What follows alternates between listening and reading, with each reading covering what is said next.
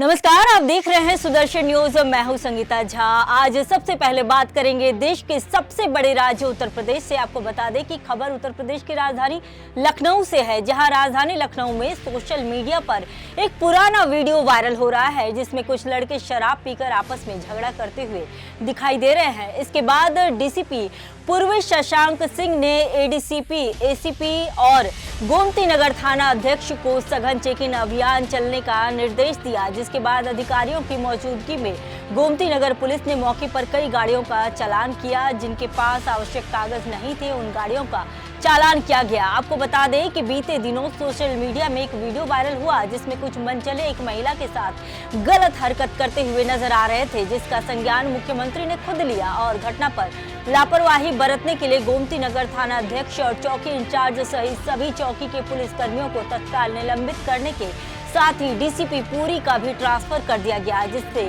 Police ने अब तक 16 लोगों पर कार्रवाई करके उनको सलाखों के पीछे डालने का काम किया है। आपको बता दें कि एक बार फिर सोशल मीडिया पर एक वीडियो तुरंत वायरल हुआ, जिसका तुरंत डीसीपी पूर्वी ने संज्ञान लेकर जांच के आदेश दिए हैं। फिलहाल पुलिस के अनुसार पुराना वीडियो बताया जा रहा है, लेकिन जांच में दोषी पाए जाने पर हुड़दंगियों पर सख्त कार्रवाई की जाएगी। अब बात करेंगे उत्तर प्रदेश के कानपुर की, तो आपको बता दें कि बाबा आनंदेश्वर महादेव का प्राकट्य उत्सव 28 जुलाई से लगातार आयोजित हो रहा है, जहां पर विशेष महारुद्र यज्ञ कार्यक्रम में शुक्रवार को हरिगिरी महाराज ने यज्ञ के पश्चात 21,000 रुद्राक्ष मालाओं को भक्तों में वितरण किया। दरअसल रुद्राक्ष मालाओं से बाबा आनंदेश्वर का भव्य श्रृंगार किया गया। इस अवसर पर पूज्य हरिगिरी महाराज ने बताया कि सावन का महीना बड़ा ही पावन होता है। इस माह में भगवान शिव और स्वयं पार्वती माता धरती पर आते हैं और अपने भक्तों को दर्शन देते हैं। सावन में शिवरात्रि, प्रदोष व एकादशी का भी बहुत महत्व होता है। उन्होंने कहा कि जो भी भक्त इस माह में सच्चे दिल से बाबा की आराधना व पूजा करता है, उसे मोक्ष की प्राप्ति होती है। यहाँ बाबा घाट में अखिल भारतीय जूना अखाड़ा के संरक्षक अध्यक्ष आदरणीय हरिगिरी जी से 26-27 तारीख को बात हुई। उन्होंने बताया कि 29 तारीख से यहाँ 5 दिन का यज्ञ चलेगा। मैंने सोचा ऐसे ही छोटा सा यज्ञ होता था वैसे यज्ञ किया जाएगा, लेकिन जब यहाँ हम आए तो जो हमने गेट से यहाँ तक भीड़ और ये देखा, उससे लगा कि वास्तव में सनातनियों के लिए क्या है ये सब कुछ जो है, कानपुर वासियों के लिए, प्रदेशवासियों के लिए, देशवासियों के लोक कल्याण के लिए ये कार्यक्रम आदरणीय हरिगिरी जी करा रहे हैं, जिसमें परमठ के सभी महंतों का बहुत सहयोग है और यहाँ का भक्त बड़ा कर रहा है। कल प्रदोष वाले दिन 2100 माला चढ़े थे, जिसमें 21,000 दाने थे। आज गुरु जी के हाथ से, हरिगिरी जी के हाथ से सबको वो माला वितरण किए गए। गुरु जी ने अभी थोड़ी देर पहले घोषणा की है कि कल 3100 का माले का श्रृंगार होगा और उसके बाद वितरण किया जाएगा। जीवन का कुछ पल, कुछ घड़ी था कि भगवान आनंदेश्वर महादेव का प्रगट उत्सव पे मैं अपने आप को जन्म जन्मांत का पुण्य मानता हूँ कि इस अवसर पे बाबा ने अपने चरणों में हमको कुछ पल, कुछ घड़ी, कुछ काल सांस लेने का जो जीवन में अवसर दिया है, बाबा का हृदय से एक नहीं अरबों बार मैं प्रार्थना करता हूँ और उसका हृदय से आभार व्यक्त करता हूँ। भगवान का नाम ही, यहाँ का महादेव का नाम क्या है? आनंदेश्वर महादेव। तो अब उसके बाद भगवान से इतनी हमने प्रार्थना किया और इतना लंबा गुरु पूर्णिमा से पूजन से लेकर आज तक कि पूरा का पूरा यहाँ पे धन और कारोबार और स्वस्थ और तमाम प्रकार का राग द्वेष और तमाम प्रकार का भगवान सबको सम्मति दें और सबको धन दें, सब सुखी संपन्न रहे, निरोग रहे और साथ साथ भगवान महादेव कृपा से ये कानपुर तो है ही है, परमिट है ही है, साथ साथ बुंदेलखंड है और पूरा उत्तर प्रदेश है और भारत राष्ट्र है और विश्व के लिए कामना करता हूँ महादेव को, क्योंकि मेला शिवरात्रि का है, सावन का है और ये अपने आप में महत्वपूर्ण दिन है और आज ही महादेव ने प्रकट हुए हैं, क्योंकि तमाम चीजों को फाड़ते चीरते हुए आज ही के दिन कहीं गाय को चरती हुई लोगों ने देखा, आनंदेश्वर महादेव को प्रगट को देखा। उसी दिन से यहाँ के तमाम हमसे पहले 28-31 पीढ़ी हमारी पहले गुजर चुकी महंतों की, वो अपने अपने ढंग से, अपने अपने अर्थव्यवस्था के हिसाब से, अपने अपने महादेव की इच्छा से इस पर्व को मनाते थे। शिवरात्रि का दिन है, आप जानते हैं, शिवरात्रि के दिन स्वयं महादेव और पार्वती एक साथ मिलते हैं और अनेक प्रकार के असुरों के दैत्यों को समाप्त करते हुए, चीरते फाड़ते हुए, पर कोई रोक नहीं पाता है। और उसके बाद कल का दिन अमावस को होता है कि दोनों दिन, अमावस के दिन स्वयं माता पार्वती और महादेव एक साथ रहते हैं और जितने भी असुर, दानो, मानो, किन्नर सबको एक साथ वरदान देते हैं। अब बात करेंगे रायबरेली की, तो आपको बता दें कि यूपी के रायबरेली में फर्जी जन्म प्रमाण पत्र मामले में बड़ा अपडेट सामने आया है, जहां एटीएस की टीम व पुलिस ने 6 आरोपियों को गिरफ्तार कर लिया। आपको बता दें कि पुलिस ने आरोपियों के पास से tablet, mobile, laptop, credit card, debit card व आधार कार्ड बरामद कर लिया। जहां अन्य लोगों को पुलिस पहले ही जेल भेज चुकी है। अब तक 10 लोगों को फर्जी जन्म प्रमाण पत्र मामले में गिरफ्तार किया गया है। दरअसल आरोपी मुरादाबाद, प्रतापगढ़, कुशीनगर, गोरखपुर, सोनभद्र जनपद के रहने वाले हैं और इस मामले को लेकर पुलिस अधीक्षक अभिषेक अग्रवाल ने प्रेस कॉन्फ्रेंस कर जानकारी दी है। दिनांक 17 जुलाई 2024 को थाना सलून में ग्राम विकास अधिकारी की मृत्यु और जन्म आईडी पासवर्ड से अत्यधिक संख्या के संदर्भ में थाना सलून पर 327/24 धारा 318, 319, 336, 340, 337, 338 बीएनएस पंजीकृत हुआ था। आप लोग अवगत हैं कि उक्त अभियोग में 4 अभियुक्तगण विजय सिंह यादव, जीशान खान, सुहेल और रियाज खान को थाना सलून की पुलिस द्वारा गिरफ्तार करके न्यायिक अभिरक्षा में भेजा गया था। घटना की संवेदनशीलता को लेकर के एटीएस से भी सहयोग लिया गया था। उसी के क्रम में आज कार्रवाई हुई है। उच्च अधिकारी के निर्देश पर यूपी एटीएस द्वारा अपने जितने भी फील्ड यूनिट्स हैं उनको अलर्ट किया गया था और उनकी ऑप्स टीम द्वारा भौतिक और इलेक्ट्रॉनिक साक्ष्य के संबंध में गहनता से संदिग्ध व्यक्तियों की पूछताछ की जा रही थी। फील्ड यूनिट वाराणसी, गोरखपुर, लखनऊ, मुरादाबाद, बरेली, अयोध्या, बहराइच, प्रयागराज, इन सभी टीम द्वारा विभिन्न पोर्टल के जो जन्म प्रमाण पत्र हैं उनकी संलिप्तता के आधार पर उन्हें एटीएस मुख्यालय लाया गया, उनसे पूछताछ की गई और जब गहनता से पूछताछ की गई तो 6 अभियुक्त हैं उनको हिरासत में लिया गया है।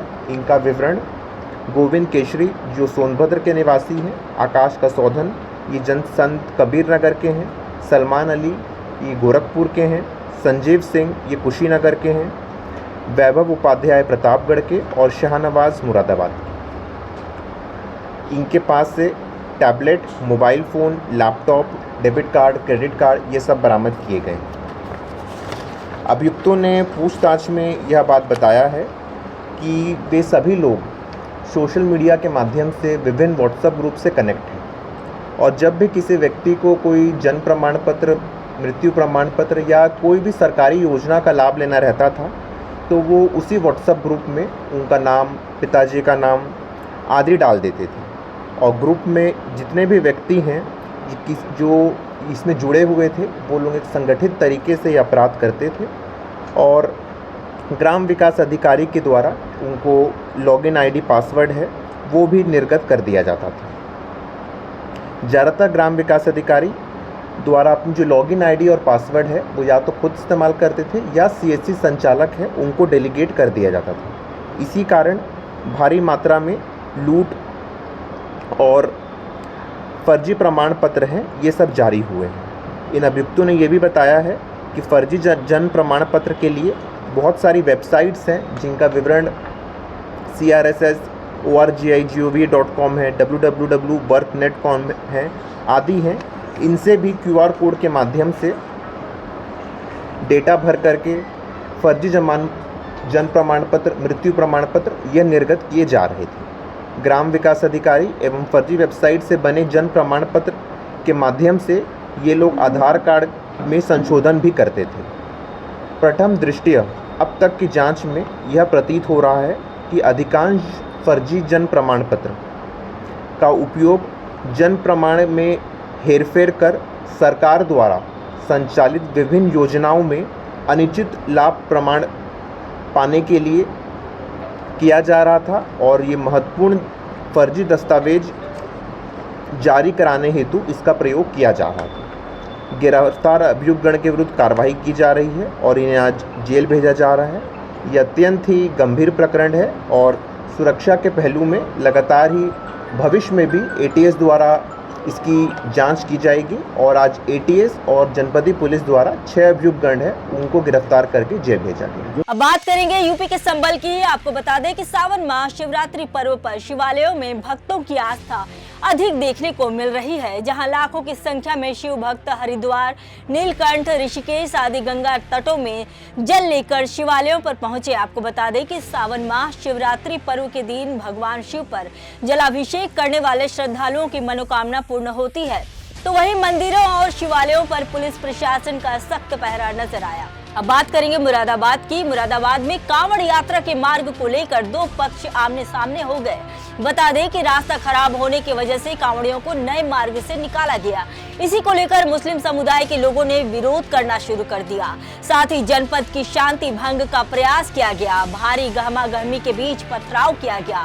इस दौरान 5 कांवड़ियों समेत पुलिसकर्मी घायल हो गए। पुलिस ने मौके से ही 4 मुख्य आरोपियों को हिरासत में लेकर जेल भेज दिया और सूचना मिलने पर एसएसपी व डीएम भारी पुलिस बल के साथ मौके पर पहुंचे। तनाव को देखते हुए भारी पुलिस बल की तैनाती की गई है। बता दें कि पुलिस ने कुल मिलाकर 32 मुस्लिम समुदाय को लोगों पर, साथ ही 20 अज्ञात लोगों पर मुकदमा दर्ज कर लिया है और आगे की कार्रवाई जारी है।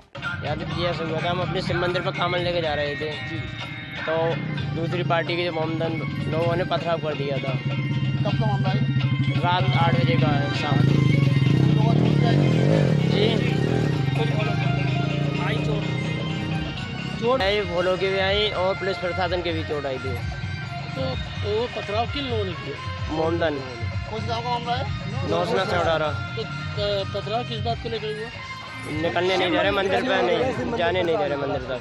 अच्छा, क्या हुआ था यहाँ रात?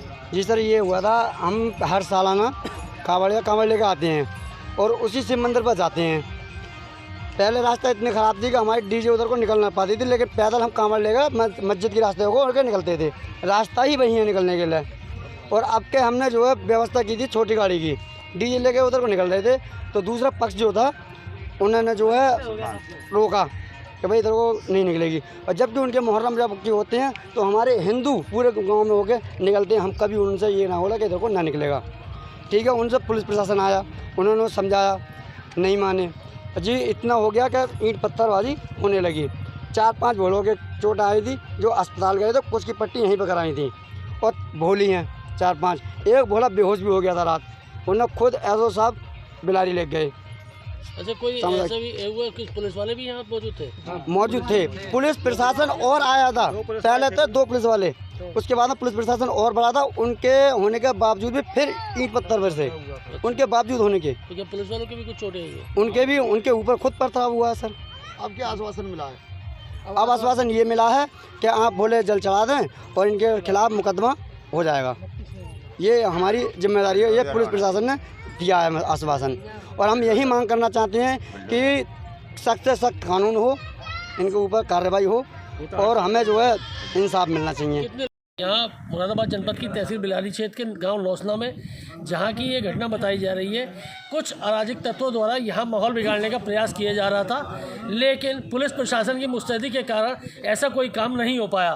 बात की जाए तो यहाँ बताया गया है बीती शाम कुछ कांवरिये अपने पथ मार्ग पर, पुराने जो मार्ग है उसी पर अपना कांवड़ लेकर निकल रहे थे, लेकिन कुछ गांव के अराजक तत्वों द्वारा, जिसमें जैसा कि कुछ बोलों ने हमें ये भी बताया है कि कुछ लोगों को प्रधान द्वारा उकसाया गया है और कि यहाँ पर 2 समुदाय का बवाल मचाने के लिए ये अराजक तत्वों द्वारा प्रयास किया गया था कि कुछ कांवरियों पर कुछ अड्डे मारे गए थे। लेकिन बात की जाए तो यहाँ बताया है रात कुछ कांवरियों के चोट भी आई थी और यहाँ मौके पर पूरी व्यवस्था संभालने के लिए पुलिस प्रशासन मुस्तैद रहा।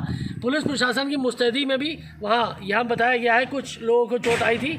जैसा कि यहाँ ग्रामीणों का कहना है कि यहाँ पर जो अराजक तत्व पूरी तरह माहौल बिगाड़ना चाहते थे, लेकिन यहाँ जो सावन माह के चलते सूबे के मुख्यमंत्री योगी आदित्यनाथ के आदेश के अनुसार यहाँ पुलिस प्रशासन की मुस्तैदी और पुलिस अधीक्षक के निर्देशों पर पूरा यहाँ पुलिस महकमा मुस्तैद है। और इस समय की हम आपको व्यवस्था बता दें कि अधिकारियों के यहाँ पर समझाने के बाद यहाँ कांवरियों ने पूरी तरह अपना जल अपने मंदिर पर चढ़ाने की बात कही है और पुलिस व्यवस्था के साथ कांवरियों को यहाँ से ले जाया गया है। लेकिन बात की जाए तो यहाँ गांव में पुलिस व्यवस्था बनाने के लिए आप देख सकते हैं पीएससी के जवान भी मुस्तैद रहे और साथ ही यहाँ ऐसी कोई बात न बने, इसलिए लगातार पुलिस बल यहाँ मौजूद है। प्रशासन कहीं भी कोई चूक नहीं करना चाहता, इसलिए पुलिस मुस्तैदी लगातार गांव पर बनी हुई है और जिले के अधिकारियों की भी यहाँ इस गांव पर नज़र बनी हुई है कि सावन माह में ये त्यौहार सकुशल संपन्न कराया जाए और गांव में किसी भी तरीके का या क्षेत्र में विवाद उत्पन्न न हो। सुमित टंडन, सुदर्शन न्यूज़, मुरादाबाद। अब बात करेंगे मथुरा की। तो आपको बता दें कि मथुरा के वृंदावन में बेखौफ दबंगों ने 2 श्रद्धालुओं के साथ जमकर मारपीट कर दी। मारपीट की घटना से श्रद्धालु घायल हो गए। तो वहीं धार्मिक नगरी में हुई मारपीट की घटना से श्रद्धालुओं की आस्था को ठेस पहुंची है। फिलहाल पुलिस ने मामला दर्ज कर घायल श्रद्धालुओं का चिकित्सीय परीक्षण करवाकर मामले की जांच शुरू कर दी है। अब बात करेंगे चंदौली की। खबर चंदौली से है, जहां चीर निद्रा में सोया जिला प्रशासन एक बार फिर एक्टिव मोड में आ गया है। बता दें कि चकिया थाना क्षेत्र में स्कूली वाहन के दुर्घटनाग्रस्त होने पर बच्चों के गंभीर रूप से घायल होने के बाद जागे प्रशासन ने डग्गा मार स्कूली वाहनों के खिलाफ बड़े पैमाने पर अभियान चलाया और कार्रवाई शुरू कर दी है, जिसमें सुदर्शन न्यूज की खबर का यह असर देखने को मिला। इस मामले को लेकर क्या कुछ अधिकारी ने कहा, आप ही सुनिए। कल डिस्ट्रिक्ट चंदौली के अंतर्गत हम लोगों ने जितने भी प्रतिष्ठित स्कूल हैं वहाँ पे जाके उनके निजी वाहन प्लस जितने भी वाहनों से बच्चे आते जाते हैं उनका अनफिट है, फिट है कि नहीं ये चेक किया, प्लस स्कूल के लिए रजिस्टर्ड है कि नहीं ये चेक किया। तो कल 2 बड़े स्कूल ब्रिजनंदिनी ग्लोबल और सेंट जॉन्स स्कूल के खिलाफ हम लोगों ने कार्रवाई की, जिसमें कि 8 जो वाहन है वो ब्रिजनंदिनी स्कूल के पकड़े गए, 7 वाहन सेंट जॉन्स स्कूल के पकड़े गए। ये वाहन चेकिंग का प्रोग्राम जो है पूरे हफ्ते चलेगा एंड प्लस जितने भी बड़े स्कूल हैं चंदौली हमारी तहसील के अंतर्गत जितने भी स्कूल आते हैं सभी स्कूल्स की चेकिंग होगी, क्योंकि बच्चों की सेफ्टी हम लोगों के लिए प्रायोरिटी पे है इस समय। और ऐसी जो घटना हो चुकी है वो दोबारा रिपीट ना हो, इस वजह से हर जगह ये चेकिंग होगी जब तक कंप्लीट नहीं हो, सारे स्कूल्स कंप्लीट नहीं हो जाते। चेकिंग अभियान के समय तहसील प्रशासन प्लस ARTO डिपार्टमेंट से टीम गई थी और जो भी व्हीकल्स पाए गए हैं कि अनफिट थे उनको मंडी में लाके मंडी में जमा कर दिया गया है और जब तक कि वो प्रॉपर फाइन और प्रॉपर पेपर वर्क कंप्लीट नहीं कर लेते हैं तब तक वो नहीं रिहा होते। अब बात करेंगे कौशाम्बी की। कौशाम्बी जिले में हल्की सी बारिश में भ्रष्टाचार की पोल खुलती नजर आ रही है। बता दें कि घटिया सामग्री से बनी ट्रामा सेंटर की दीवार फटने से स्टाफ नर्स घायल हो गए। हादसे के बाद ट्रामा सेंटर में काम करने वाले लोगों में हड़कंप मच गया। बता दें कि सिराथू तहसील अंतर्गत नेशनल हाईवे पर स्थित कछुआ ट्रामा सेंटर पर लगभग 11:30 बजे अचानक ट्रामा सेंटर के शौचालय के पास की जमीन धंस गई। जमीन धंसने के कारण दीवार फट गई। मैनेजर से भी बात की है, मैंने उनको कहा है कि यही नहीं और कई जगहों पर दीवारों में और छत पर शीलन हो रही है, तो उसको आकर तुरंत आकलन करें और आकलन करके उसका निस्तारण करें। तो उन्होंने कहा भी है कि 2-3 दिन में मैं आ रहा हूं, तो आते हैं उसको करा देंगे। वहां के ट्रामा सेंटर पर जो डॉक्टर हमारे हैं नीरज, उनको मैंने निर्देशित कर दिया है कि थोड़ा सा देख लो, बरसात का मौसम है, बरसात के मौसम में शीलन वगैरह में या दीवारों का। मैंने बिल्कुल सही आप कह रहे हैं, मैं 10 दिन पहले आपके जनपद में ज्वाइन किया हूँ एज मुख्य चिकित्सा अधिकारी, तो मेरे संज्ञान में है और मैंने प्रोजेक्ट मैनेजर को बहुत ही विस्तृत रूप से इसके बारे में बताया है। अगली खबर यूपी के रुपईडीहा से है, जहां इंडो नेपाल बॉर्डर रुपईडीहा पर लोगों की शिकायत के बाद SDM व औषधि निरीक्षक की संयुक्त छापेमारी में एक मेडिकल स्टोर से भारी मात्रा में नशीली दवाई बरामद की गई और साथ ही औषधि निरीक्षक ने बताया कि लोगों की शिकायत पर कार्रवाई की गई है और मामले में आगे की कार्रवाई जारी है। अब बात करेंगे संभल की। आपको बता दें कि संभल की कोतवाली संभल सूचना दी गई। संभल क्षेत्र अंतर्गत 14 वर्षीय मासूम SDM कोर्ट के निकट मेगा मार्ट के पास से समोसा लेने गया था और तभी एक अज्ञात ई-रिक्शा चालक द्वारा रुमाल सूधा कर उसका अपहरण कर लिया गया। वहीं संभल पुलिस ने तहरीर के आधार पर मामला दर्ज कर कार्रवाई शुरू कर दी है और अब पुलिस ने पूरे मामले में घटना का सफल निवारण किया है। 1 तारीख को थाना संभल पे ओम प्रकाश चन्नी पुत्र चन्ना द्वारा ये सूचना दी गई थी कि 31 तारीख को उनके 14 वर्षीय नाबालिग पुत्र जो कि घर से मोमो खाने निकला था, का किसी अज्ञात ई रिक्शा चालक द्वारा अपहरण कर लिया गया है और उनके द्वारा उनको शाम को इंस्टाग्राम पे उसके आईडी पर एक 1.5 लाख रुपए फिरौती के लिए मैसेज आया था, जिसके देखते हुए उनके द्वारा उसके बताए हुए इंस्ट्रक्शन के अनुसार 1.5 लाख रुपए दिए गए। कुष्ठ आश्रम के पास वो पैसे छोड़े गए और उसके बाद लड़का सकुशल उनको बरामद हो गया। इसके बाद 1 तारीख को वो सुबह जब पूरा घटनाक्रम हुआ, उसके बाद उन्होंने थाने पे इस संबंध में सूचित किया, जिसके आधार पर थाने पर सुसंगत धाराओं में मुकदमा दर्ज कराया गया। इसमें घटना में साइबर थाने की टीम और सर्विलांस की टीम और थाने की टीम द्वारा गहनता से जांच की गई। तो जो आईडी जिससे मैसेज आया था उसको ट्रेस किया गया, तो वो जो अपहृत लड़का था उसी के बड़े भाई लवकुश उर्फ लकी पुत्र ओम प्रकाश के द्वारा बनाई हुई ज्ञात हुई। जब उससे पूछताछ की गई तो पूरा घटनाक्रम निकल के आया, जिसमें लवकुश तथा जो अपहृत लड़का था दोनों ने मिलकर सुनियोजित तरीके से इस योजना बनाई थी और उनके घर वालों से पैसे लेने के उद्देश्य से यह अपहरण का नाटक किया था। और लड़के को लवकुश पूर्व में ही अपने एक मित्र के घर पे छोड़ा आया था और उसके पहले से ही फोटो ले लिए थे, जिनको इस्तेमाल करते हुए उसके द्वारा एक फाजिल नाम का इंस्टाग्राम आईडी बनाया गया था, जिसके द्वारा इस प्रकार के फोटो और मैसेजेस भेजे गए थे। इस तरह से इसको ट्रेस करते हुए घटना का अनावरण किया गया। इसमें लवकुश को अरेस्ट कर लिया गया है तथा बाल अपचारी को भी के संबंध में भी विधिक कार्रवाई प्रचलित है और पूर्णतः यह घटना अनावृत करते हुए और इस प्रकार से साइबर के माध्यम से जो अनावरण किया गया है, ये अत्यंत प्रशंसनीय है, जिसके संबंध में मेरे द्वारा पूर्ण टीम को 10,000 का इनाम भी घोषित किया। अब बात करते हैं राजस्थान की। आपको बता दें कि राजस्थान के चित्तौड़गढ़ में खड़गेश्वर मंदिर महादेव शाही सवारी निकाली गई। बता दें कि सावन के पवित्र महीने में शिव रूप में कलाकार और झांकियां रही आकर्षण का केंद्र बनी नजर आई। साथ ही भोलेनाथ के भजनों के साथ ही चित्तौड़गढ़ शहर में खरडेश्वर महादेव की शाही सवारी में शिव रूप का मंचन करते हुए भक्त व शोभा यात्रा निकाली गई। अब बात करेंगे कर्नाटक की, तो आपको बता दें कि कर्नाटक के चिक्कोड़ी उपमंडल में भारी बारिश की वजह से किसानों का जनजीवन अस्त व्यस्त दिखाई दे रहा है, जहां अधिकारियों की अनदेखी के चलते किसान मवेशियों के लिए चारे के बिना संघर्ष करते नजर आ रहे हैं। जहां कम मात्रा में चारा मुहैया कराया जा रहा है, जिसकी वजह से चारा वितरण के दौरान धक्का मुक्की देखी गई और बेलगाम जिले के अथनी तहसील के झुंझरवाड़ गांव की घटना बताई जा रही है। अब मध्य प्रदेश की ओर चलते हैं। आपको बता दें कि मध्य प्रदेश के टीकमगढ़ जिले की जतारा जनपद पंचायत के अंतर्गत आने वाली ग्राम पंचायत मुरगुआ में सरपंच, सचिव और उपयंत्री की मिली भगत के चलते लाखों रुपए का भ्रष्टाचार देखने को मिल रहा है, जिस गांव के विकास के नाम पर मनमाने कामों के नाम पर पैसा निकाला जा रहा है और काम भी घटिया तरीके से हो रहा है। जहां पहली बारिश में ही माता मंदिर के पास वाले सीसी रोड की धज्जियां उड़ती नजर आ रही है। जगह जगह बड़े बड़े गड्ढे दरारें बन गए हैं। वहीं मध्य प्रदेश के धार की भी बात कर लेते हैं। धार जिले के धामनोद के गणपति घाट में देर रात 3 वाहनों में आपस में टक्कर होने के बाद वाहनों में आग लग गई। इस हादसे में 3 लोग गंभीर रूप से घायल हो गए, जिन्हें पुलिस की मदद से धामनोद के स्वास्थ्य केंद्र ले जाया गया, जहां उनका उपचार जारी है।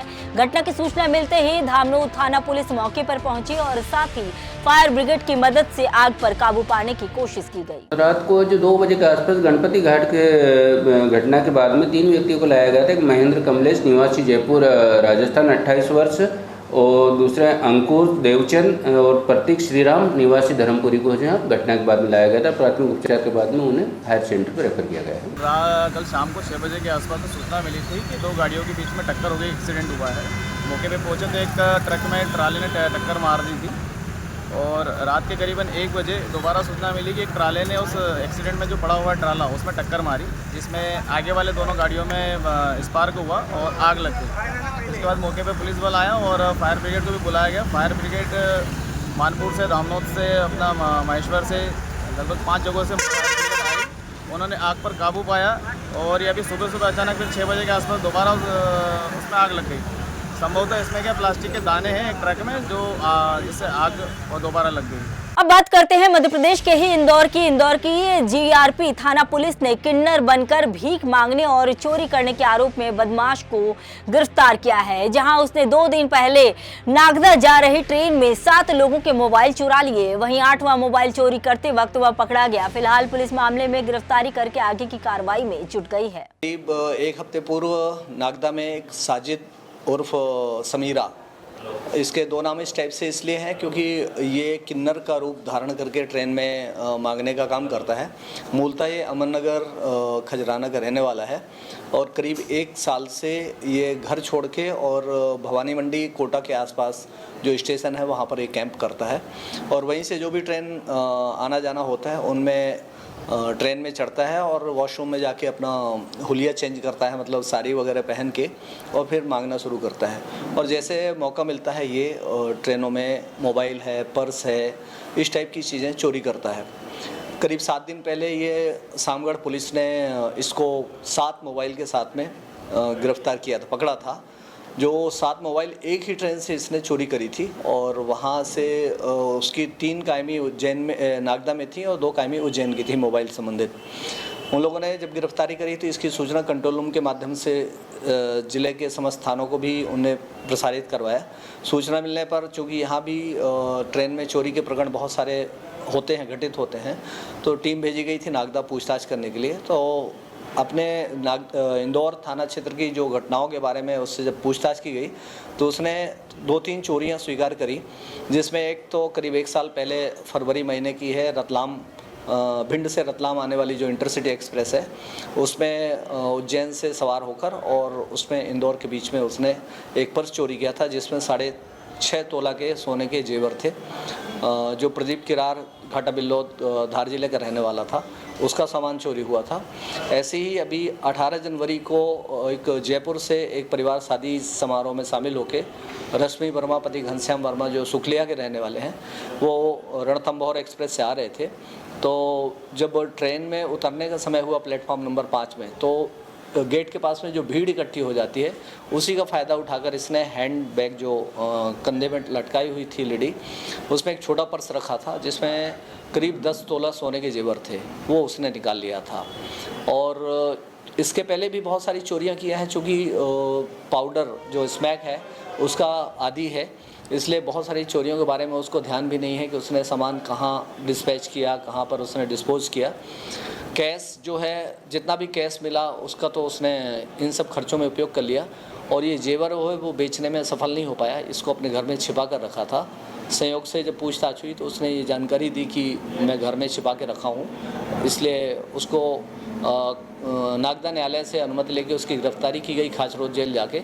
वहाँ से प्रोडक्शन वारंट में 30 तारीख को लाया गया था और उसके बाद में उससे पूछताछ करके उसके घर से करीब 16.5 तोला सोने के जेवर बरामद किए गए हैं। न्यायालय के आदेश से चूँकि प्रोडक्शन वारंट में आया था तो न्यायालय द्वारा कार्रवाई के बाद में उसको वापस खाच रोड जेल के लिए वारंट में जेल भेज दिया गया है। तरीका क्या था, किन्नर बन के करता था? पहले तो अपने पैंट शर्ट जो पहनता था उसी में सवार होता था ट्रेन में और वॉशरूम में जाके फिर वो अपने कपड़े चेंज करता था और किन्नर के रूप में आके फिर वो ट्रेन में मांगने का जो कार्य है वो करता था। कितनी घटनाओं को खुलासा? ऐसी अभी जो हाल में प्रकाश में आई हैं वो तो 7 घटनाएं प्रकाश में आई हैं। इसके पहले कोटा की भी घटना, उसके पहले से उसके ऊपर एक प्रकरण विचाराधीन था। क्या की 7 घटनाएं इंदौर? हमारे नहीं, इंदौर की 2 घटनाएं, 3 घटनाएं प्रकाश में आई हैं जिसमें 2 में बरामदगी हुई है और एक में चूँकि कैश था, कैश इसने खाने पीने में खर्च कर दिया, अब वो बरामदगी नहीं हो सकी, इसलिए उसका ये चूँकि नशे का आदी है और स्मैक का यूज़ करता है तो उसमें जो पैसे चोरी करता है तो उसकी उधारी पटाने में या स्मैक पाउडर खरीदने में वो उसका उपयोग करता है। फिलहाल के इस बुलेटिन में इतना ही। देश दुनिया की तमाम खबरों के लिए देखते रहिए सुदर्शन न्यूज। जय हिंद।